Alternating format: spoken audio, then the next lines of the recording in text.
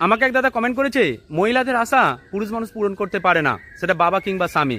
দেখুন দাদা, মহিলাদের আশা পুরুষ মানুষ পূরণ করতে পারে না এই ধারণাটা ভুল। বরং মেয়েরা সত্যিকারের কি চায় এটাই বেশিরভাগ পুরুষ মানুষ বুঝতেই পারে না, এটাই ঠিক।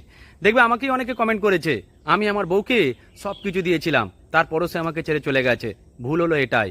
একটা মেয়ে কোনোদিনই ভালোবাসার মানুষের কাছ থেকে সব কিছু চায় না, যেটা চায় সেটা হলো সময়। আর এটাই পুরুষ মানুষরা বুঝে উঠতেই পারে না। ছোট্ট একটা উদাহরণ দিই, আমার স্ত্রী অনেক বড় বাড়ির মেয়ে, গাড়ি বাড়ি সোনা দানা সব কিছু ছেড়ে আজকে 4টে বছর আমার সঙ্গে ফুটপাতে সংসার করছে।